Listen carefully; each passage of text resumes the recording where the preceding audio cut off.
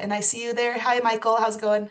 Hey Erica, good morning. How are you? Good morning. Bit of a wet morning Yeah, today. I've already been out with the dog, so I got nicely wet this morning.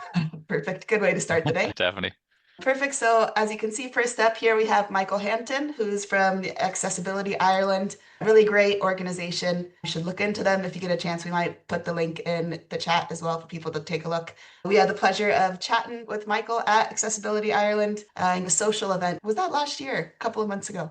It was a good few months ago now. Yeah. Hopefully we'll have a few more events maybe towards the end of the summer and towards the end of this year. So if anyone's looking to come along, to just keep an eye out on LinkedIn. We post most of our stuff on LinkedIn. So yeah, definitely. Perfect. Cool. And Michael, you're going to be talking to us about prioritizing accessibility in design today, That's which it. I think, Yep. yeah, I think it's a lot of people's highlight for the day already before it even starts, but I think a lot of people are looking forward to it. So lots of designers in the So audience, no I think. no pressure. Yeah, exactly.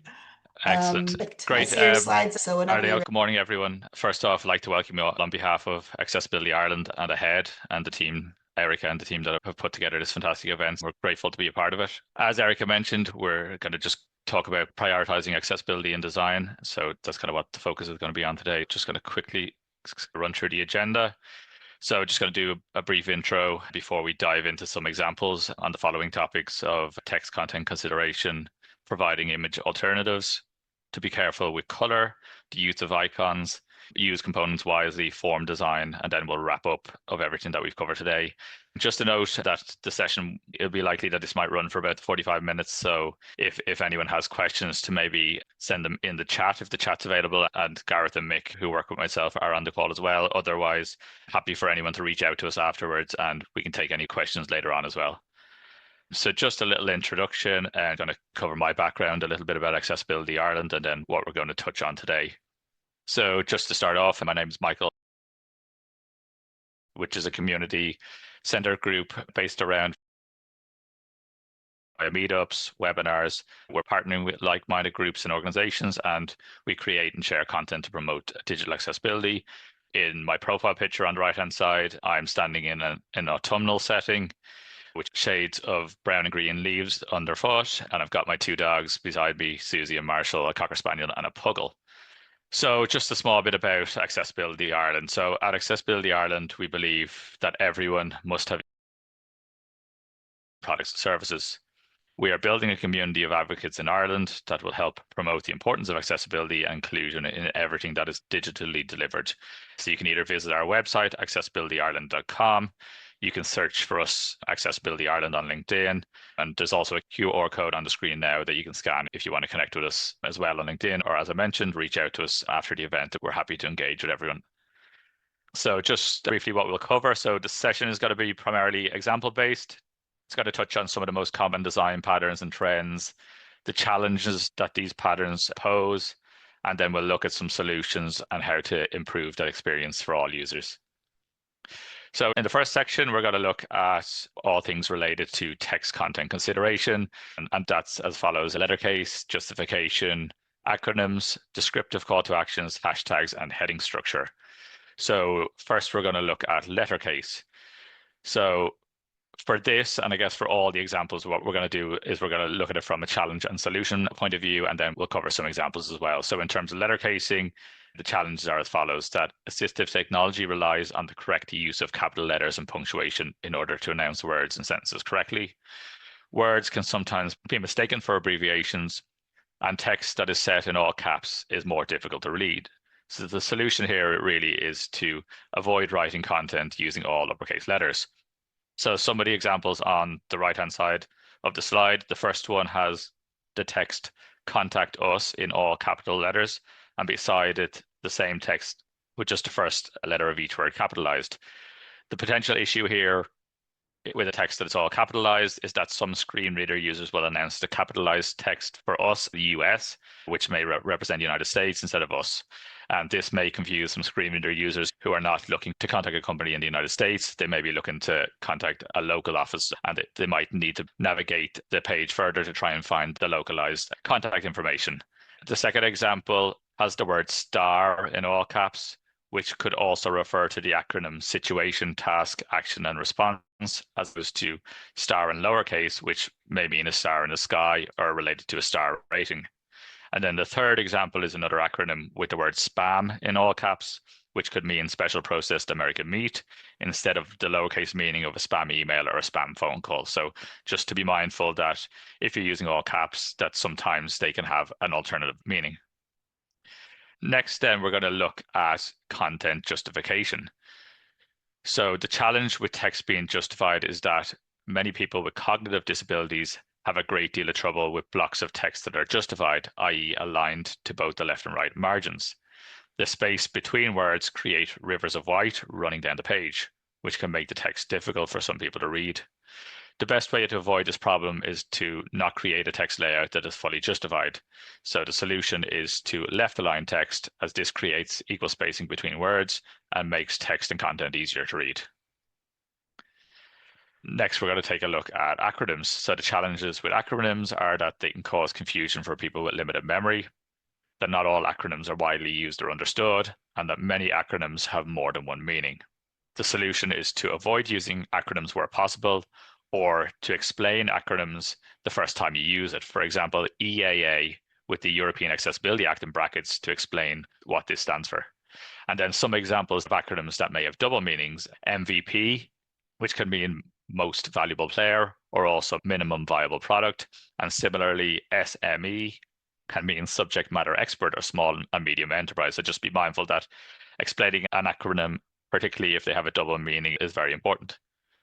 Next, we're going to look at descriptive call to actions. The challenge with call to actions is that screen reader users rely on descriptive links to inform them of the destination they will arrive at when they select the link. The solution is to use descriptive text for links instead of the URL, as the URL will be read out if there is no description added to the link. For example, use the words Accessibility Ireland as the link text instead of the URL https://accessibilityireland.com, which is what will be read out by the screen reader. The link text should make sense out of context, i.e. when creating link text, consider whether the text clearly informs the user as to what will happen when they select a link without relying on any additional information on screen.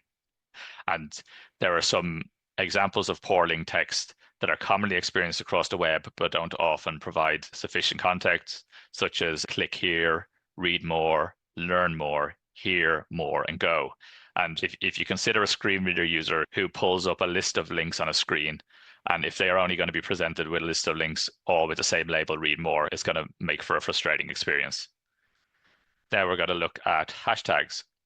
So the challenge with hashtags is that if there are multiple words, but you only use lowercase letters, it makes it very hard to understand the content of the hashtag.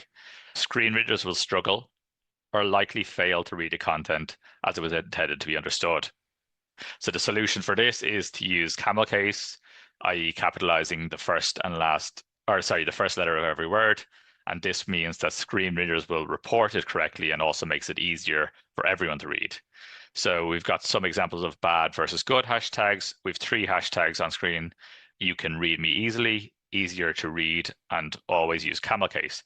And in the bad examples, each of these has been written in lowercase. And with the good example, we are using camel case to capitalize the first letter of each word. And the examples in camel case are automatically easier to read and understand. And then lastly, under text content consideration, we're going to look at heading structure. So organizing content by headings helps users get a sense of the page's layout and structure, like it's like a table of contents. Headings are ranked from heading level 1 to heading level 6, with heading level 1 representing the most important message on the page. And typically, you'll only have one heading level 1 on any page, and then they follow down from heading level 2 to heading level 6. And it's important to follow proper hierarchy. So don't skip heading levels. For example, don't skip from heading level 2 to heading level 5. And one of the most common accessibility mistakes is that often you'll see text that is bolded instead of using a heading when a heading is needed. And then we've got an example on screen which shows an email using a heading level 1 to describe the most important message. In this instance, it's old-fashioned recipe. And this heading level 1 is followed by a heading level 2 for ingredients with a list of the ingredients below it, and then also another heading level 2 for the method to prepare the recipe with the list of ingredients or list of steps for the method below it. So in the next section, we're going to look at what it means to provide image alternatives, and we will cover examples on meaningful images of text and also emojis. So first, we're going to look at meaningful images, and the challenge here is that meaningful images without text alternatives results in many people missing out on their content or context. They are inaccessible to screen reader and text-to-speech software, and if an image fails to load correctly on the page, then neither the visual image nor the text alternative will be available. The solution is to always provide alternative text for images that contain meaning. Since alternative text benefits everyone, it will be read out by screen reader and text-to-speech software, and it'll also appear if the image fails to load. It's advised to keep it brief and to the point that the image conveys. So that being said, 1 or 2 sentences is usually enough for all text. And the example on screen shows our Accessibility Ireland logo being added to a LinkedIn post. And we've got an arrow just pointing towards where the Alt button for adding alternative text is to the image. So the next time you're posting something on LinkedIn, which contains an image, look out for the Alt button and try and add some alternative text to your post to enhance the experience for assistive technology users. Next, we're going to take a look at images of text. So the challenge with images of text is that images that have text embedded in them are completely inaccessible to screen reader users. When a screen reader user comes across the image, they will not be able to read the text within the image. So the solution is to avoid images of text where possible, use actual text in place of the image so that it can be read by assistive technology. And if you are using images of text, ensure that the text is provided as alternative text, or if it's too long, describe it in the body of the post or content. And also, we recommend that text within images meets color contrast requirements, which is something that we will cover later on. And the example on the right-hand side shows a dummy promo poster for today's event. It includes the Accessibility Ireland logo, the event details such as title, date, time, and location. Adding alternative text to an image like this could potentially end up being too long. So a good example or a good approach may be to add alternative text along the lines of promo for our upcoming event, prioritizing accessibility and design, and then include the rest of the details about the time, date, and location in the body of the poster in its content. And next, we're going to take a look at emojis. So the challenge with emojis is that emojis, while they do have text alternatives already assigned to them, it's not always consistently labeled across browsers. So the alternative text could be different depending on what browser or device you're using. So think about the chosen emoji and try and think, does it fit with the message that you're trying to convey? And when used excessively, emojis can create a very poor experience for people who use assistive technology. So the solution is to avoid emojis, avoid using them in place of words. If you do use emojis, use them sparingly. And then it's better to place emojis at the end of your written content so they don't impact your message, and ensure that you clearly understand the meaning of the emojis you use as well. So for example, we have an emoji of a house on the right-hand side, but on further inspection of the emoji, the house appears to have wooden battens boarding up the windows and doors. And for this particular emoji, depending on the browser, there are 3 potential alternative texts, which are derelict house, haunted house, or old house. So what if, for example, an estate agent was to put up the following post: come and view the latest house we have put on the market. But instead of using the word house in the post, they replace it with an house icon. So then how would this post be read out to someone using assistive technology? It could be announced as come and view the latest derelict house, or come and view the latest haunted house, or come and view the latest old house, which isn't really going to encourage some buyers to come along to view a property. So just when you're posting with emojis, be careful to understand what the alternative text is and does it fit your message. So to follow on from that, we're going to now look at color contrast and how to be careful with color. So yeah, we'll cover color contrast and how to test it. And we'll also look at how to not rely on the use of color alone with an example as well from the popular game Wordle.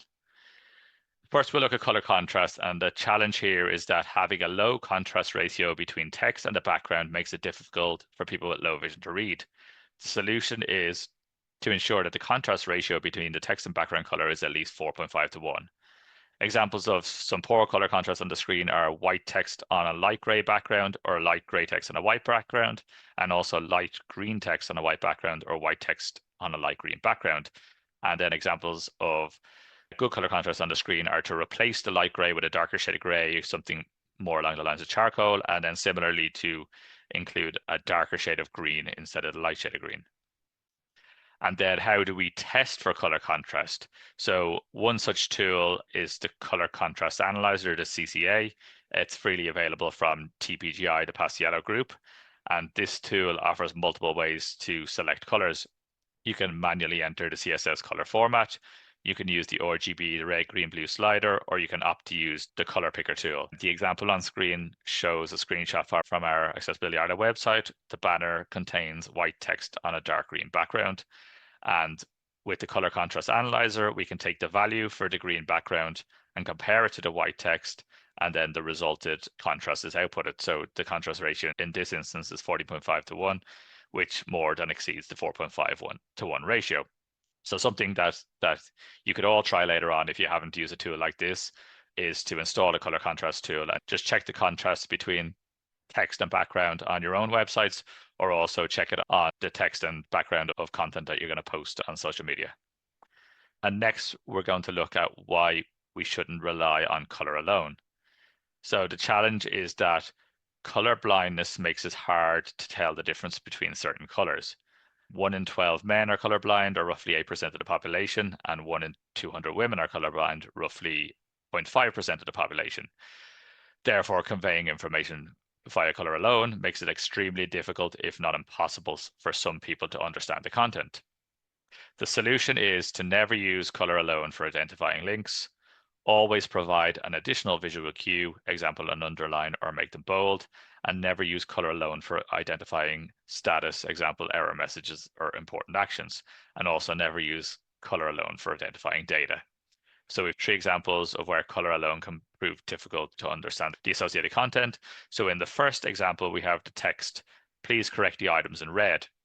And this is followed by a list of 5 items with 3 of them in red, but there is no other indicator other than the color to differentiate between the red and non-red items.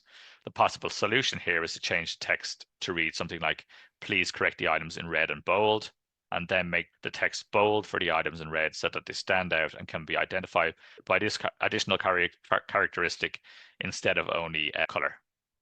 In the second example, we have 2 sentences. One of the sentences has a link in blue text, but has no other characteristic to identify that this link among the black text is a link. The solution here is to include an underline on the link text so that it can be clearly identifiable without relying on just the color alone. And then the third example shows a pie chart with different shades of green to indicate which quarter they relate to. However, again, this uses only color alone to identify each of the quarters. The solution is to include direct labeling for each slice of the pie chart to associate it with its respective quarter using visible text. Next, we're going to then take a look at an example of the popular word game Wordle. So the challenge with this game is that it uses multiple instances of color alone to provide meaning. So the gray is used to indicate an incorrect letter. Yellow is used to indicate a correct letter but in the wrong position. And green is used to indicate a correct letter in the correct position. So the solution here could be to consider using icons, for example, a check mark or an X. Consider using shapes, for example, a circle or a square. So then the next section, we're going to take a look at the use of icons, in particular, the use of icon-only buttons and then icons that add context. So first we'll look at icon-only buttons. And this is a pattern that is very common across the web and particularly on mobile interfaces, whether it's to save space, it's designer's personal preference, or to follow what is deemed to be common patterns. Using icon buttons can often be problematic. And the challenge is that not all icons are universally recognized. The associated action that an icon represents is not always clear. Voice navigation can be difficult if icons have different labels across various interfaces, and icons may have different meanings in different languages or potentially in different cultures. The solution is simple: to provide clear, visible labels. In order to remove guesswork, it helps to reduce stress and uncertainty about the associated action and to make voice navigation easier. For example, on screen, we have an icon button with 3 horizontal lines stacked on top of each other, and this icon is commonly associated with the burger menu. But the solution to make this that little bit more understandable would be to maybe include the word menu along with the icon for this control. We then have two similar icon buttons, one with three dots side by side and the other with three dots stacked vertically. And both of these icons are often used to represent what is known as a context menu. They may not be as universally recognized as the burger menu. So a solution here might be simply to swap out these icons for a word like menu or a context or something that's more recognizable. And then the last example is an icon button that contains an X icon. The X icon button can typically represent a number of different controls, often with very similar actions and outcomes, but with different labels, such as close for something like a modal, such as clear for a text input, maybe dismiss for notification, delete for a cart item, or remove for a filter. So while the X is quite universally understood in terms of a visual control, the label may not always be the same. And then users of voice navigation software might have a particularly hard time interacting with icon buttons if the label is not clearly identifiable through the action alone. So like how frustrating might it be if you're using voice control and you have to guess every time you arrive at an X button whether the label is going to be close, clear, dismiss, delete, or remove. And it may be a small thing in the grand scheme of it, but again, adding those clear visible labels makes it obvious what the intended label is. And next, we're going to look at icons that add context. So the challenge with this is for users with low vision and also for users who rely on zoom or magnification software. And the solution is that by positioning icons it's crucial when providing context, and it's important to consider how users navigate and accommodate appropriately, for example, left-aligned icons for users to easily identify and scan the interface. So if we look at the example on screen, it's an example of an accordion component and the caret. So we have the caret icon that indicates to a user that a particular component is an accordion, but it's positioned on the right. Then a user who needs to zoom or magnify content to view it may not see the icon if they're scanning down the left margin. But if you move the caret or arrow icon to the left of the accordion label, then users will see this icon first while scanning down the left margin, and it's less likely that the intended action is going to be missed. So the next section, we're going to look at how to use components wisely. We've got two components for this. It's the modal dialog and then the carousel or the slideshow. So first, we're going to look at the modal dialog. So there are a number of challenges with modals, such as keyboard navigation, cognitive overload. Modals break user flow. They can lead to potential scrolling issues or overlapping content, and they can also invoke accidental dismissals. The solution is to keep modals short and simple to avoid complex tasks and sequenced flows. If a modal contains complex information, it may be better to just use a new page. There are many potential issues with modals if they are not implemented correctly, such as keyboard focus trapped behind the modal when it's open and no clear way of closing the modal. Screen reader users may not be informed that a modal has been opened if focus isn't set to an element within the modal. If modals contain forms, such as the example on screen, then they can become lengthy and cause potential scrolling issues and overlapping content. And if someone by mistake clicks outside of a modal or accidentally hits the escape key on their keyboard, then a modal will close. This can interrupt the user's flow. If they've started filling in a form, it could potentially reset the form fields unless provisions have been made to retain inputted values. Then the second example is going to look at the carousel or the slideshow. The challenge with carousels is that they are difficult to navigate. They often auto-advance. They can be confusing for screen reader users. They can add significant cognitive overload, and they often include images of text without sufficient alternative text. The solution here is to provide clear navigation and pagination. So add your previous and next controls so that you can quickly move between the previous and next slide. Don't auto advance if possible, but if you do, provide a way to pause it. So you add a control to be able to pause or stop the auto advancement, or better still, stop it by default and then allow users the ability to start it if they so wish. And then also remember to include text and not just images. And this in particular maybe is one of the components that poses more difficulty for users than others. And maybe the best alternative is to just bin this one and use another component such as a grid view or card. Now we're going to look at form design. So this is the last section before we wrap up. We're going to take a look at layout and format. We're going to look at visible focus indicators. We're going to look at error messaging, and we're going to look at enhanced error messaging.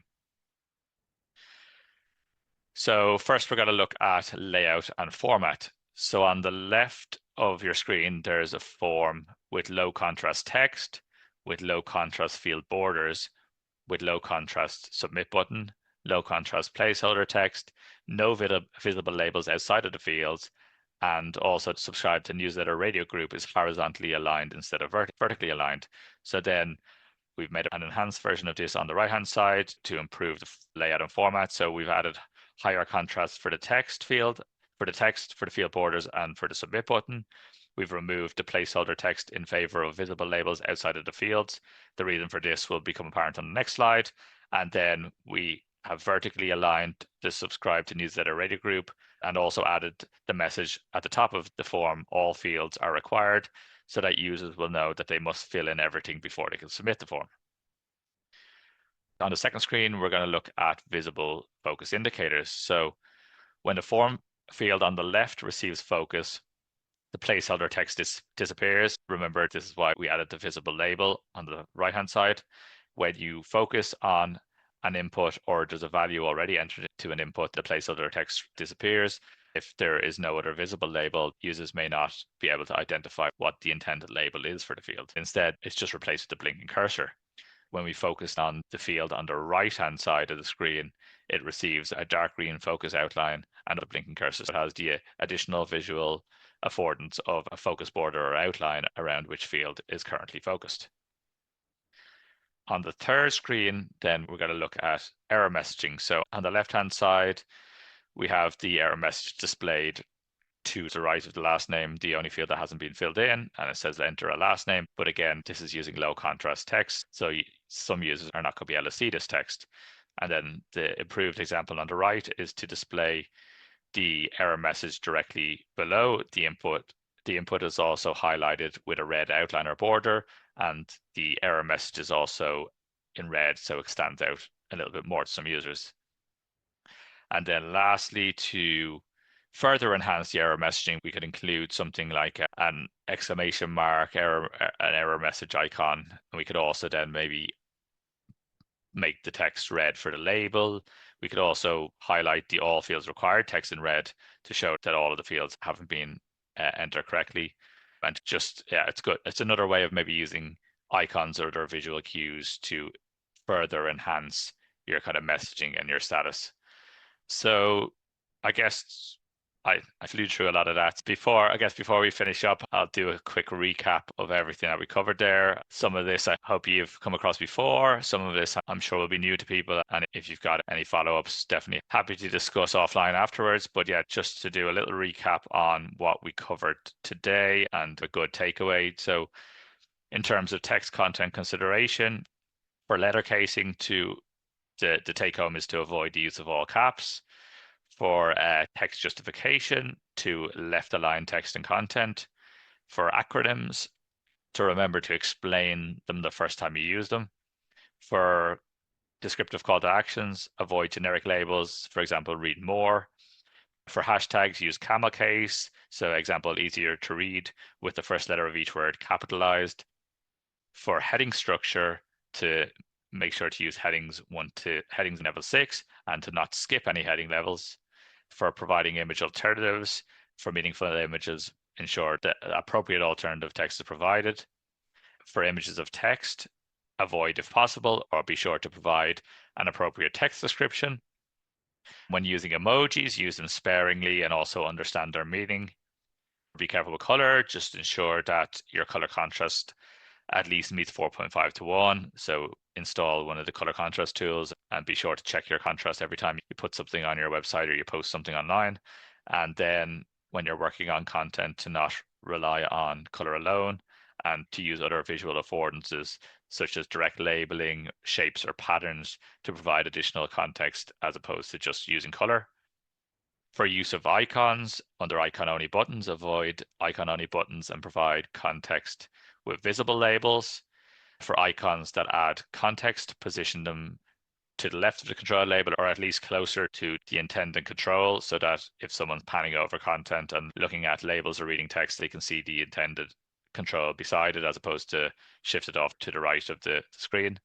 For using components wisely, for modals, keep it simple. So don't include too much content or complex data inside a modal. If so, use a new page. It'll make it easier for user navigation.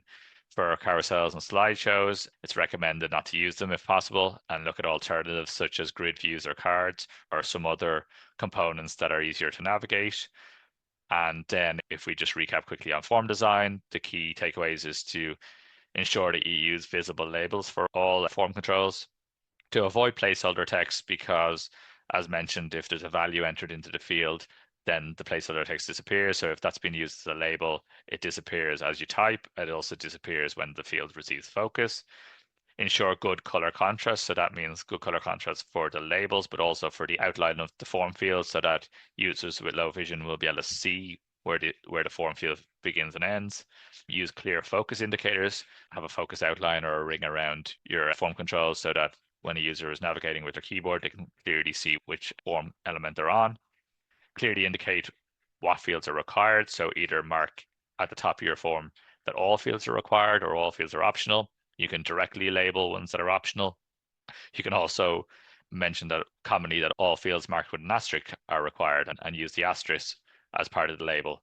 And then also make sure that you have clear error messaging. So if you have form fields that are required and have error messaging, make sure that the error message describes what needs to be entered and not just says that this field is required.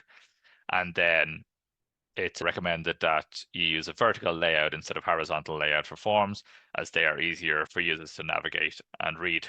So that's got to wrap up there. I think we're coming up to about 40 minutes or so. Would like to thank you all again. Thanks to the team at Ahead for asking us to be part of this event. Again, I'm Michael Hanton from Accessibility Ireland. Our information is there on screen. info@accessibilityireland.com is our email.